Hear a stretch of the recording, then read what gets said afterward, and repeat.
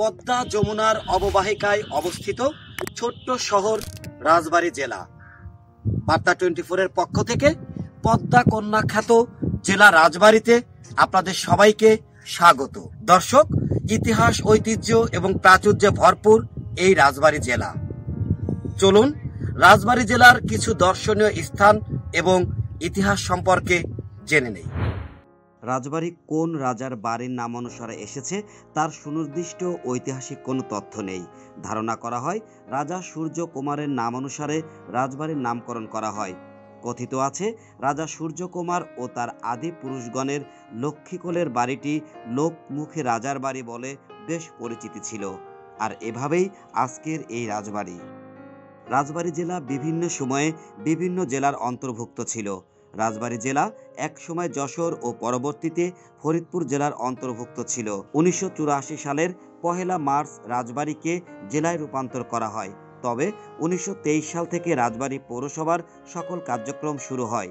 আর 1971 সালের 18 ডিসেম্বর পাকিস্তান হানাদার বাহিনীর দোসর অবাঙালি বিহারীদের হাত থেকে মুক্তি পায় রাজবাড়ীবাসী। রেলপথকে কেন্দ্র করে এ শহর বিকাশ লাভ করে বলে রাজবাড়ীকে একসময় রেলের শহর বলা হতো। আজও রাজবাড়ির ইতিহাস ঐতিহ্য ঘাটলে রেলের শহর হিসেবে রাজবাড়ির লোকশেড সবার সামনে চলে আসে। 1890 সালে রাজবাড়ী রেল স্টেশনটি স্থাপিত হয়। রাজবাড়ির গুরুত্বপূর্ণ স্থানের মধ্যে দৌলতদিয়া ঘাট অন্যতম। এটি গোয়ালন্দ উপজেলার একটি ইউনিয়ন। ব্রিটিশ আমলে গোয়ালন্দকে বলা হতো গেটওয়ে অব বেঙ্গল। লঞ্চঘাটটি দৌলতদিয়া ঘাট নামেই পরিচিতি ছিল। 1829 সালে স্টিমারযোগ্য নৌপথ চালু হয় এখানে, যার উদ্দেশ্য ছিল ইস্ট ইন্ডিয়া কোম্পানির অফিসার এবং বিভিন্ন পণ্য কলকাতা হতে বাংলার বিভিন্ন স্থানে পরিবহন। বর্তমানে দেশের দক্ষিণাঞ্চলের 21 জেলার মানুষের রাজধানীতে প্রবেশের অন্যতম নৌরুট এই দৌলতদিয়া ঘাট। তবে পদ্মা সেতু চালুর পর থেকে ভাটা পড়েছে দৌলতদিয়া ঘাটে। ব্যস্ততম দৌলতদিয়া ঘাট হারিয়েছে তার চিরচেনা রূপ। যাত্রী পারাপারে এখনও এই ঘাটে রয়েছে লঞ্চ ও ফেরি। সাধারণ মানুষের যাপিত জীবনের সাথে বহু গল্প জড়িয়ে রয়েছে এই ঘাটে। কেবল স্টিমার, লঞ্চ কিংবা ফেরি নয়, কত ইতিহাস স্মৃতির পাতায় বন্দি রেখেছে এই ঘাটটি, তার কোনো হিসাব নেই। এটি রাজবাড়ী সরকারি উচ্চ বিদ্যালয়ের লাল ভবন। প্রাচীন ঐতিহাসিক এই লাল ভবনটি রাজবাড়ী জেলার একটি অন্যতম স্থাপত্য নিদর্শন। এটির বয়স প্রায় 150 বছর। গোয়ালন্দ মহকুমার বাণীবহ এস্টেটের বাণীবহের জমিদার গিরিজা শঙ্কর মজুমদার ভবনটিকে কাচারি ঘর হিসেবে ব্যবহার করতেন। 1892 সালে জমিদার গিরিজা শঙ্কর মজুমদার এই লাল ভবনে গোয়ালন্দ মডেল হাই স্কুল প্রতিষ্ঠা করেন। 1.5 শতাধিক বছরের পুরাতন গোয়ালন্দ মডেল হাই স্কুলই আজকের এই রাজবাড়ী সরকারি উচ্চ বিদ্যালয়। 150 বছরের পরিক্রমায় রাজবাড়ী সরকারি উচ্চ বিদ্যালয়ের এই লাল ভবনটি এখন ব্যবহারের অনুপযোগী ও পরিত্যক্ত।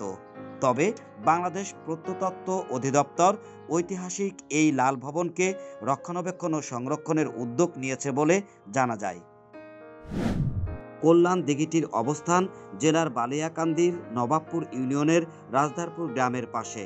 16 খাদা জমি নিয়ে বিরাট আয়তনের এই ঐতিহাসিক দিঘিটি সমতল বিলে পরিণত হলেও দিঘির আয়তন স্পষ্টই বোঝা যায়। কথিত রয়েছে রাজা সীতারাম রায় প্রতিদিন নব খননকৃত জলাশয়ের জলে স্নান করতেন। তারই ধারাবাহিকতায় অষ্টাদশ শতকে রাজা সীতারাম রায় কল্যাণ দিঘিটি খনন করেন। মতান্তরে এই দিঘিটির কৃতি খান জাহান আলীর। ঐতিহাসিক এই দিঘিটি কেউ দেখতে চাইলে রাজবাড়ির মুরগির ফার্ম থেকে সরাসরি বালিয়াকান্দির বহরপুর নেমে ইজি বাইক অথবা ভ্যান যোগে পৌঁছে যেতে পারেন অনায়াসে। রাজবাড়ী শহরের 6 কিলোমিটার দক্ষিণ পূর্বে আহলাদীপুর মোড়ে জামাই পাগলের স্মৃতিচিহ্ন হিসেবে একটি শেড নির্মিত হয়। ইতিহাস গেটে দেখা যায় 1960 সালের দিকে জামাই পাগল নামে এক ব্যক্তিকে সেখানে নেংটি পড়া অবস্থায় শেওড়া গাছের নিচে মাজজুব অবস্থায় দেখা যেত। তাকে কেউ কোনো প্রশ্ন করলে তিনি ওই একই প্রশ্নের পুনরাবৃত্তি করতেন।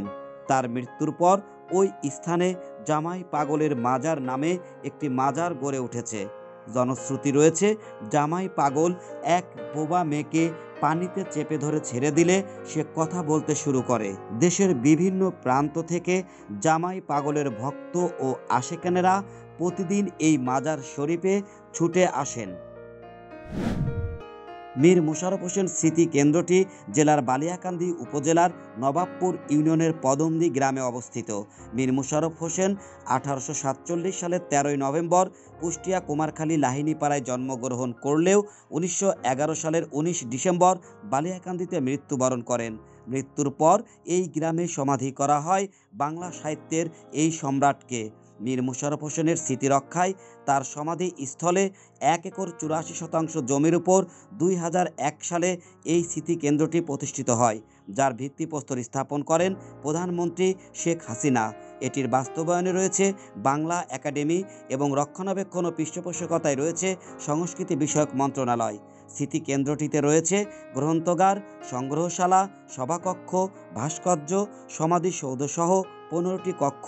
সমাধিসৌধের মধ্যে রয়েছে মীর মোশাররফ হোসেন, তার 2 স্ত্রী বিবি কুলসুম ও বিবি খোদেজা এবং বড় ভাই মীর মোকাররম হোসেনের কবর। আগত দর্শনার্থী ও পাঠকদের জন্য গ্রন্থাগারে রয়েছে প্রায় 3500 সংগ্রহ, রয়েছে বাংলা একাডেমির বই বিক্রয় কেন্দ্র। দর্শনার্থীদের জন্য বৃহস্পতিবার বাদে সপ্তাহের বাকি 6 দিনই খোলা থাকে স্মৃতি কেন্দ্রটি। সকাল 9টা থেকে বিকাল 5টা পর্যন্ত উন্মুক্ত থাকে পর্যটক ও দর্শনার্থীদের জন্য। রাজবাড়ী শহরের বিনোদপুর লোকশেড এলাকায় রয়েছে জেলার সবচেয়ে বড় বধ্যভূমি।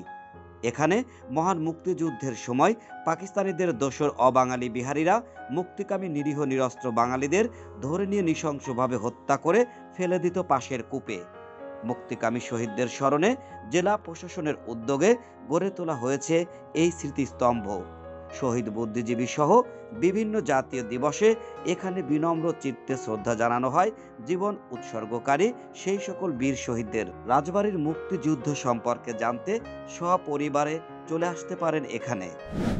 1857 সালে সিপাহী বিদ্রোহের পর নীলকরদের অত্যাচার বেড়ে গেলে রাজবাড়ীতে নীল বিদ্রোহ সংঘটিত হয়। তখন বালিয়াকান্দি সোনাপুরের হাশেম আলীর নেতৃত্বে শত শত চাষি নীলকর ও জমিদারের বিরুদ্ধে নীল বিদ্রোহে অংশ নেয়। বহু স্থানে নীলকুঠি আক্রমণ করে তা জ্বালিয়ে দেয়। নীলকুঠির নিদর্শন হিসেবে এখনো ইতিহাসের সাক্ষী হয়ে দাঁড়িয়ে রয়েছে রাজবাড়ীতে এগুলো। ষোড়শ শতকে ধর্ম প্রচারের উদ্দেশ্যে বাগদাদ থেকে জবরদস্ত পীর শাহ পালোয়ান আগমন করেন। 1480 হতে 1510 খ্রিস্টাব্দের মধ্যে শাহ পালোয়ান রাজবাড়ীর বালিয়াকান্দির উপর দিয়ে প্রবাহিত চন্দনা নদীর তীরে অবস্থান করে উপাসনা করতেন। শাহ পালোয়ানের কারণে এ অঞ্চলে ইসলাম প্রচার বৃদ্ধি পায়। তিনি পীর খান জাহান আলীর উত্তরসূরি ছিলেন বলেও জানা যায়। কথিত রয়েছে, পীরের সম্মানে শাহ পালোয়ান তার মৃত্যুর পর তার কবর পূর্ব পশ্চিম লম্বালম্বি দিতে বলেছিলেন, কিন্তু তার শিষ্যরা প্রচলিত বিধান মতে তাকে কবরস্থ করেন। কিন্তু পরদিন সকালে তার শিষ্যরা দেখতে পান তার কবর ঘুরে পূর্ব পশ্চিম লম্বালম্বি হয়ে গিয়েছে। বালিয়াকান্দির শেকারা গ্রামে তার রওজা বিদ্যমান। রাজবাড়ীর ঐতিহাসিক নিদর্শনের মধ্যে অন্যতম নলিয়া জোর বাংলা মন্দির। এটি জেলার বালিয়াকান্দি উপজেলার জামালপুর ইউনিয়নের নলিয়া গ্রামে অবস্থিত। এই মন্দিরটি 1700 সালে তৈরি বলে জনশ্রুতি রয়েছে। রাজা সীতারাম রায়ের আমলে এটি নির্মাণ করা হয় বলে স্থানীয়রা জানান। এটি সংস্করণের কোনো উদ্যোগই গ্রহণ করা হয়নি এখন পর্যন্ত। বর্তমান জোর বাংলা মন্দিরের ধ্বংসাবশেষ রয়েছে। এই মন্দিরটি সংস্কার করে তত্ত্বাবধানে রাখার জোর দাবি জানান স্থানীয়রা। চলো একসাথে দাঁড়াও তোমার রাজবাড়ির পাশে, এই স্লোগান বুকে ধারণ করে মুক্তিযুদ্ধের চেতনায় উদ্ভাসিত হয়ে আগামী প্রজন্ম রাজবাড়ী জেলাকে এগিয়ে নিয়ে যাবে আরো অনেক দূর, এমনটি প্রত্যাশা সকলের। রাজবাড়ী থেকে মোহাম্মদ সোহেল মিয়া, বার্তা24.com।